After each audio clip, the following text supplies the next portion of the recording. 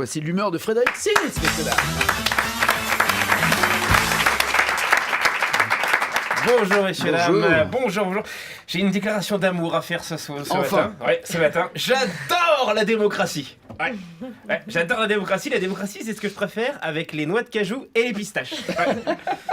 Mais alors attention quand même, pas la démocratie telle qu'elle est décrite dans les chansons de Yannick Noah. Ah, vous savez, la démocratie pieds nus, tu sais, où t'es sur une plage, liberté, égalité, fraternité, toutes ces conneries, tout ça, les droits de l'homme, on fait griller des marshmallows en se tenant la main en chantant Kumbaya.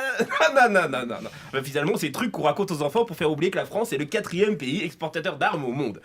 Non. Moi, ce que j'adore, c'est la démocratie telle qu'on la vit sous la 5e République. Cette démocratie où assez régulièrement t'as des tas d'hommes et de femmes qui viennent te faire tout un tas de promesses pour que tu votes pour eux, et une fois au pouvoir, ils font totalement le contraire. Et si t'as le malheur de leur faire remarquer, ils t'envoient des CRS pour te péter la gueule. Et toi t'es tellement con que 5 ans après, bien sûr, tu recommences en espérant que ça se passe autrement.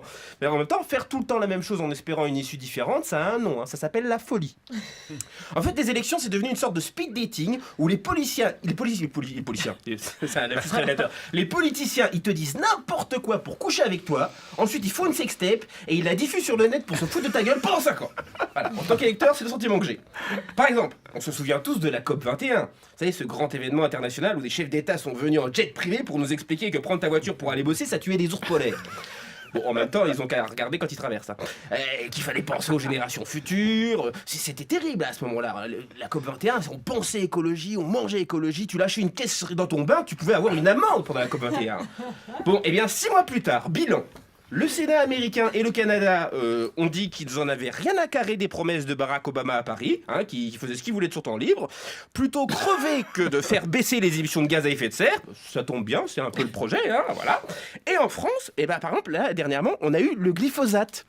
Qu'est-ce que c'est le glyphosate j'ai pas vu, non. Glyphosate. Glyphosate, Rien que le nom, on dirait glyphosate, on dirait un nom de Pokémon. C'est quoi? Roundup. Mais voilà. Ah, Le glyphosate, c'est cet herbicide, ou c'est ce pesticide le plus utilisé dans l'agriculture intensive. On en D'accord. trouve dans le Roundup de Monsanto.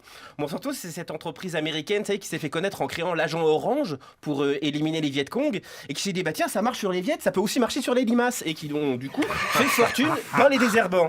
Voilà, bien je résumé. synthétise, mais Non, c'est à mais peu près c'est ça. bien résumé. C'est bien raisonné aussi. Bon, eh bien, le glyphosate, là, dernièrement, la Cour européenne, la Commission européenne, a décidé de ne pas décider son interdiction. C'est-à-dire que logiquement, on devait D'accord. arrêter au mois de juin, mais ils ont dit non. Pourquoi non, parce que c'est peut-être pas si dangereux que ça.